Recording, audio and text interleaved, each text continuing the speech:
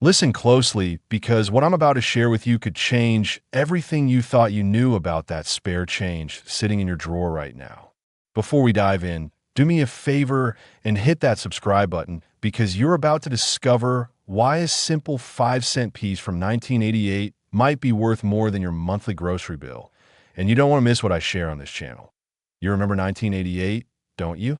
Ronald Reagan was still in the White House. The Cold War was winding down, and gas cost less than $1 a gallon.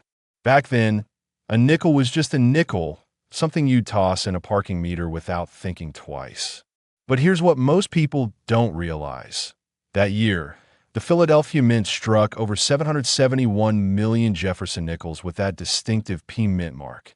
You've probably handled dozens of them in your lifetime without giving them a second glance. That's about to change. Thomas Jefferson has been staring out from the obverse of our 5-cent pieces since 1938.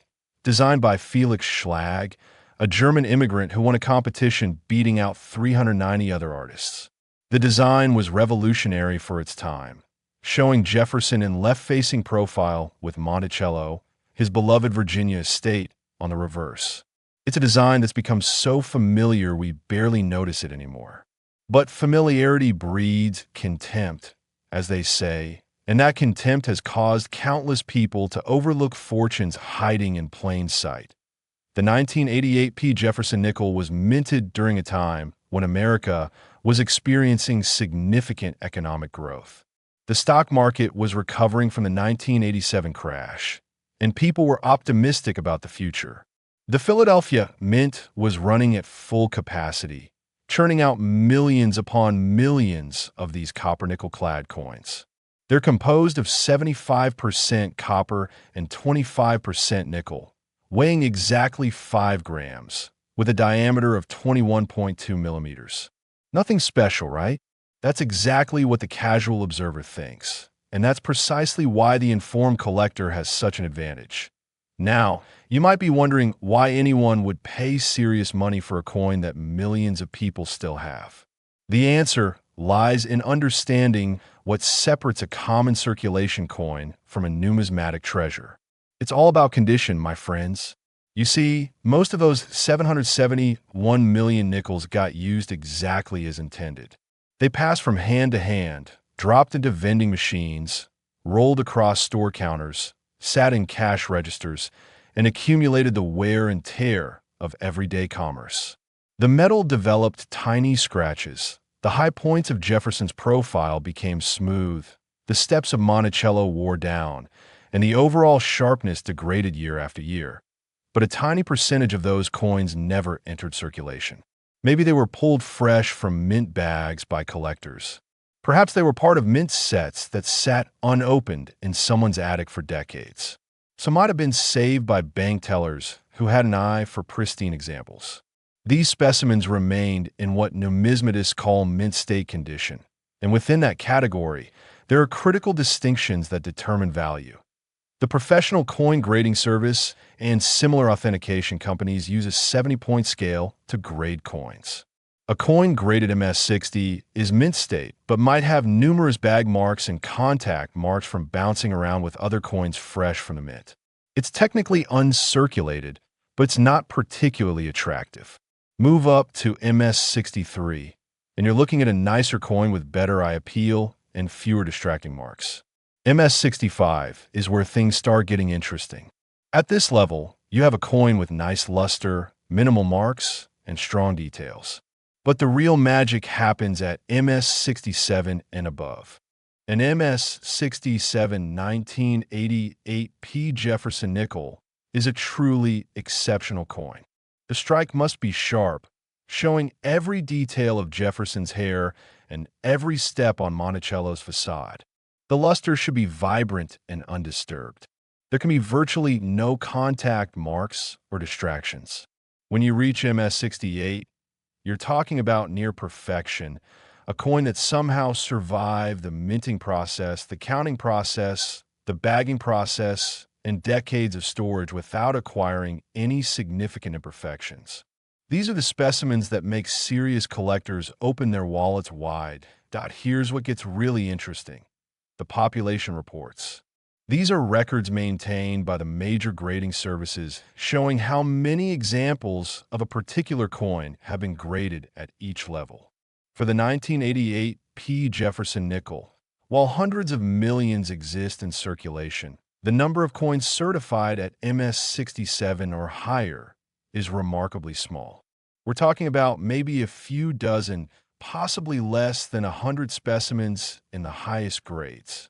This scarcity in top condition creates competition among collectors who specialize in assembling complete date and mint mark sets in gem condition.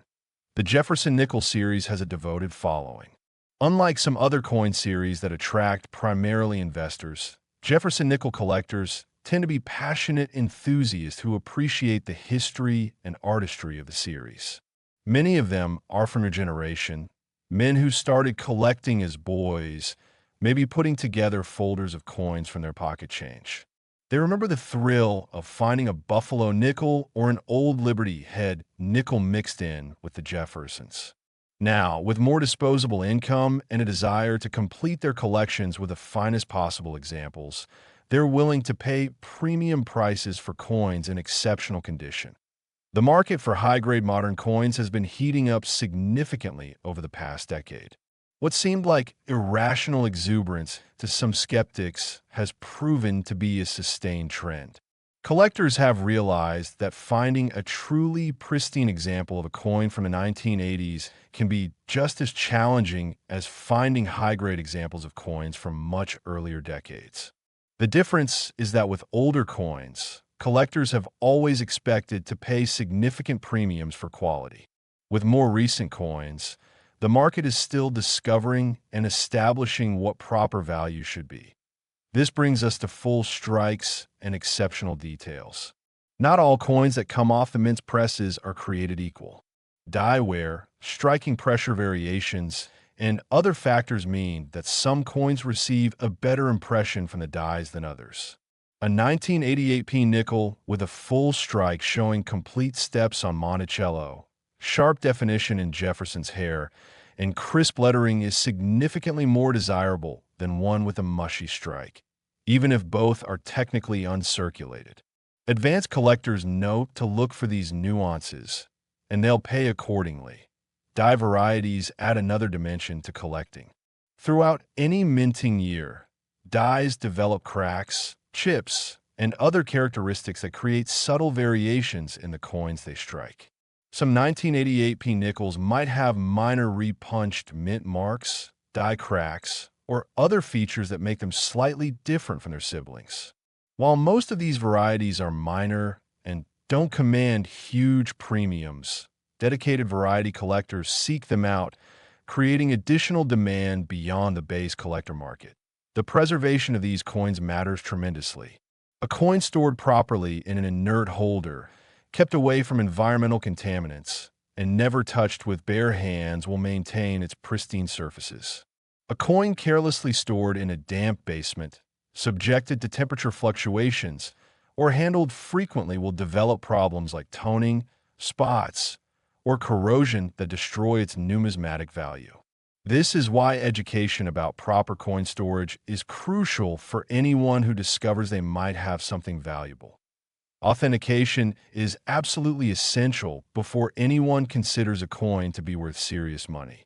Raw coins, meaning those not certified by a reputable third-party grading service, trade at significant discounts to certified examples because buyers have no guarantee of grade or authenticity. The cost of professional grading, typically ranging from $20 to $40 depending on service level and turnaround time, is money well spent if you believe you have a high-grade example. The plastic holder and the label from a recognized grading service provide confidence to future buyers and liquidity to the market. Now let's talk about what collectors are actually paying. Recent auction results and private sales have shown that exceptional examples of common date Jefferson nickels from the 1980s can bring surprising prices. An MS-68 example of a date like our 1988P could easily command several $100s. But here's where it gets really interesting. If you move up to that rarefied air of MS-69, you're looking at a completely different ball game. Population reports might show only one or two coins graded this high, making them essentially unique for all practical purposes. The psychology of collecting plays a huge role in pricing. Set builders who have invested thousands of dollars assembling a complete run of Jefferson Nickels in high grade will often pay what seems like an irrational premium to acquire the one or two dates they're missing. It's not really about the intrinsic value of the metal or even the absolute rarity. It's about completion, about the satisfaction of finishing a quest that might have taken years or even decades. This emotional component drives prices beyond what pure economic analysis would suggest is rational. Consider also the wealth transfer that's happening in America right now. Your generation, the baby boomers, control a significant portion of the nation's wealth. Many of you have collections assembled over lifetimes, and the market reflects the buying power of established collectors competing for the finest available material. Simultaneously, some collectors are beginning to liquidate their holdings, but the buyers for truly exceptional material remain strong. This dynamic creates opportunities for both buyers and sellers who know what they're looking for. The coin market has proven remarkably resilient through economic ups and downs. Unlike stocks or real estate, rare coins in exceptional condition have maintained and increased value over long time horizons. They're tangible assets you can hold in your hand. They're not subject to corporate mismanagement or government policy changes, and they have intrinsic appeal beyond pure investment considerations. For many collectors, the joy of ownership and the pleasure of building a collection matter as much as potential financial returns. Here's what you need to do right away. Go through any old change you might have saved. Check coin jars, old drawers, safe deposit boxes, anywhere you might have stashed nickels over the years. Look specifically for 1988P nickels that appear to be in perfect or near perfect condition. If you find one that looks exceptional, handle it only by the edges, place it in a protective holder, and consider having it professionally evaluated.